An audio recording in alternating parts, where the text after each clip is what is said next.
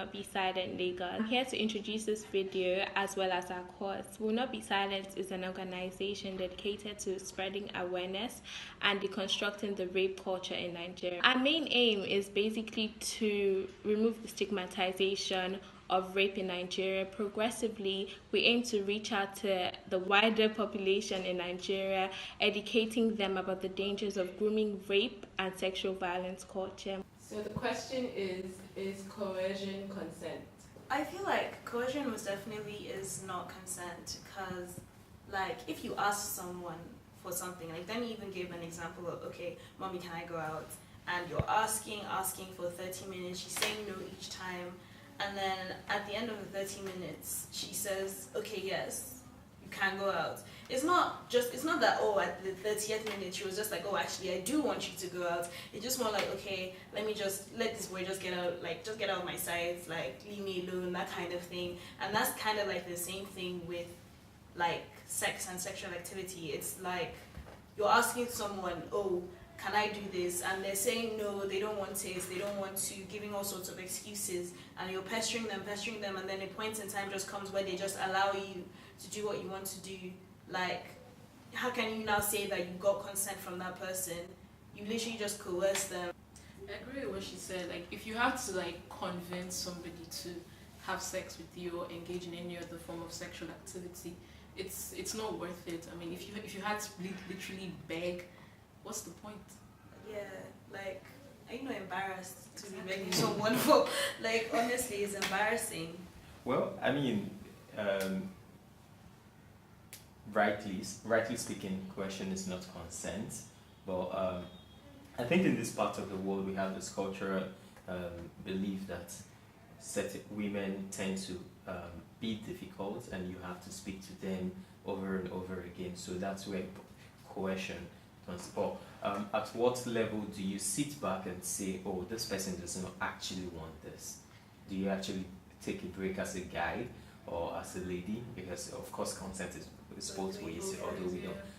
Well, do you actually sit back and say, oh, maybe this is not what this person wants? I think, like, because of where we're from, because of the culture that we've grown up in, it's kind of like women are like taught that, you know, you can't be sexually like liberated, like you can't, you know, you have to play hard to get, either otherwise people are going to say, oh, you're easy, you're this, you're that. You're right. And that's just why I feel like I know of people that, you know, play hard to get, even though they know themselves that they want to do these things. They know that they want the boy to, you know, like not persuade them per se, but like just like be like, oh, like running after them, that kind of thing, because of the way like our culture like is. attention. Yeah, the attention. They like that too. But the thing is, like, you don't want to like find yourself in that situation where you think, oh, this girl is, you know, trying, she just wants me to beg her, and then the girl actually doesn't want you to beg her. Like, she actually, like, you don't, like, I feel like there's no way to, you know, like, there isn't really a way to decipher what the person wants. So it's just play it safe, and if somebody says no, just take it as no, because it's just like, okay, you don't like, there's some people that didn't even know that they raped these girls, and they woke up one day and just saw their names on Twitter being called a rapist, and they'd have been thinking, oh, she was just fronting, but like, that's not the, I know that's the kind of mentality that's been ingrained into us, but that's not the right mentality to have. And it's also like, on a girl's like part, like, if you want to do something, just say you want to do something, like, rather than fronting and all that. Like, if you want to have sex, say it, I want to have sex with you, I want to do this with you. Like, it's better, like, it is, no, seriously, like, clarity is the best thing. Clarity is the best thing. Have you lived and grown up all your life in Nigeria? Because So like, I wanted to like say something regarding what you said about women not like responding, playing hard to get. The thing with our culture in Nigeria is that we raise women to believe that your worth sexually is in how many men you can turn down, and then we raise men to believe that your worth sexually as a man is how many women you can conquer. Because for most men, sex is not just about going to come or something. It's about how many women you can conquer, because sex is seen as an act where you come in and then you just conquer. So it's seen as how many women you can conquer, how many women you can convince to have sex with. That's what makes you a man. And so it creates this hunter and prey kind of chase. Even the word chasing, like why do we use words like he's chasing her? Personal experience, I think I've only seen one very expressive lady, and she was like all out. And this is what I want. This is what I want. And for me, it was shocking. I had to step back and say, "Oh, really? Like, do you? This is out of tons of ladies who probably had interacted before." So I think you're right. Yes, we should get to the point where ladies become a lot more expressive than currently are, and are able to say, okay, this is what I actually want. And we don't raise ladies who would have to, over a personal experience, I think I've only seen one very expressive lady, and she was like all out. And this is what I want, this is what I want. And for me, it was shocking. I had to step back and say, oh, really? Like, do you, this is out of tons of ladies who probably had interacted before. So I think you're right. Yes, we should get to the point where ladies become a lot more expressive than currently are, and are able to say, okay, this is what I actually want. And we don't raise ladies who would have to over and over be talked to and coerced to sex. I mean, I feel sex is a two-way thing. If you are out for it, you're going there to enjoy it just as much as the other person. I have a slightly different opinion. I mean, you're all right. Like the aim is to get to a point where it's as easy as ABC, right? But we're not there. It's going to take only God knows how long if we do get there. So the question is, what happens now? My thing with, I think, yes, of course, coercion is not consent, but the problem isn't so much even with coercion per se, it's the manner of coercion. I'll give an example. Let's imagine I'm with a girl and I'm trying to beat, and then she says no, right? I'm thinking, shit, I may get lucky, I may want to ask a couple more times. Sometimes she would eventually say yes.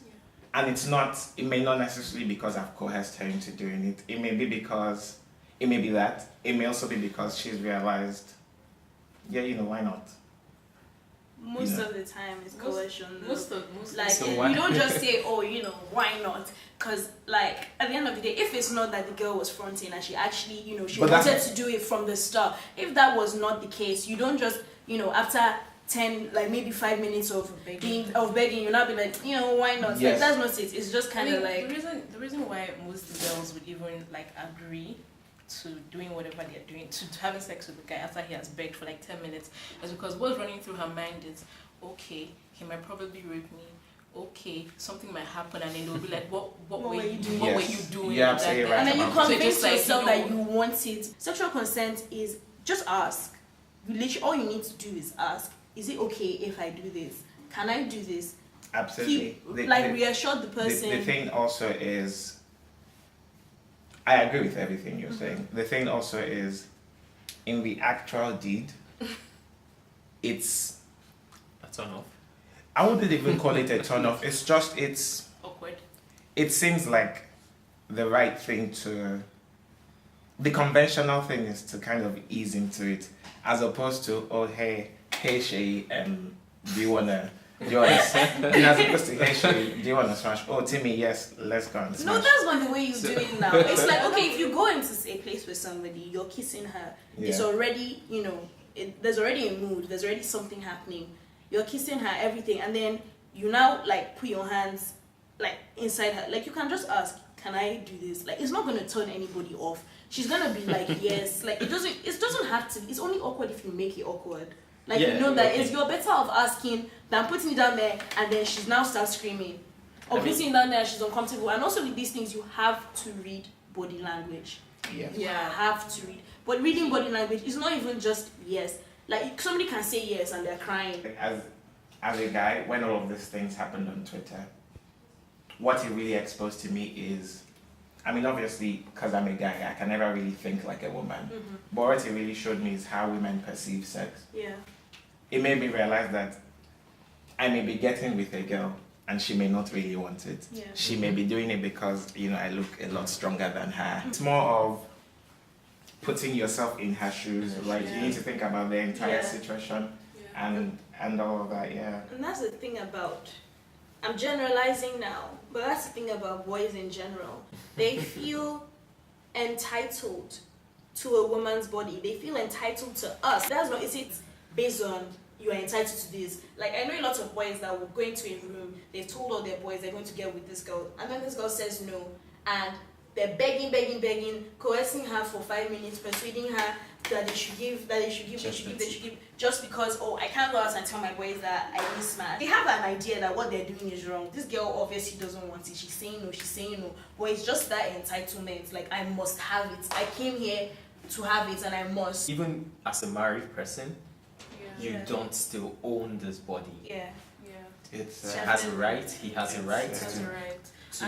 You can ask. grant consent, and also I read on Twitter some days ago, some guy he did a thread and talked about how he almost got caught up in consent. I mean, the girl literally said, "Go ahead, go ahead," but he looked, and within her "go ahead" was something saying no. She. But some people can't read that. The thing is, most people can read it, they just choose to ignore it. The thing with men and society and consent is that men are not raised to accept no. They are raised to keep asking until they get a yes. True, yeah. It's fact, the whole point of asking a girl is to get a yes. If you don't get a yes from her, you're not a man. So they feel that if a girl should tell them no, either through her words or through her actions, it is like a dent on their masculinity, and it just doesn't make sense. And that's, as much as we're saying, oh, we need to raise people who respect, we also need to raise children to understand that, especially male children, to understand that listen, no means no, and then we raise girls to understand that your voice is powerful, and when you say no, mean no, and there's no such thing, and they shouldn't act like you're playing hard to get. There's just such a stigma around sex that it's just like nobody, like parents, schools, everyone just wants to pretend like we're not, like it's not happening. Like the youth are not having sex, the youth are not sexually active. Like if we ignore it, then it's not happening. Our parents too, they were all doing the same things as us. They were just not vocal about it. I think it's it still just boils down to what we've been saying about sex ed. Because like it really just boils down to that, because there are 18-year-old girls that have 11-year-old sexual minds. And it's still unfair to kind of, give them the ability to give consent, if that makes sense. It just boils down to education. I remember when I was in secondary school, there were 14, 13 my juniors that probably knew more about sex than me. Like they were probably in a better position to give consent than I was. If that makes sense. It just boils down to sex ed, really, like what you said, with our families as well. For me, I always tell people that the reason we're where we are today is how we raise our children. Girls are raised to submit. Men are raised to dominate, if that makes sense. The other day, I said, no jokes, the other day, my mom was telling my sister that, do well, get your degree, and then hopefully, the whole point was prepare yourself to be married. Whereas me, it's do well, get your degree, get a job in an oil company, make enough money, be successful, the women will come.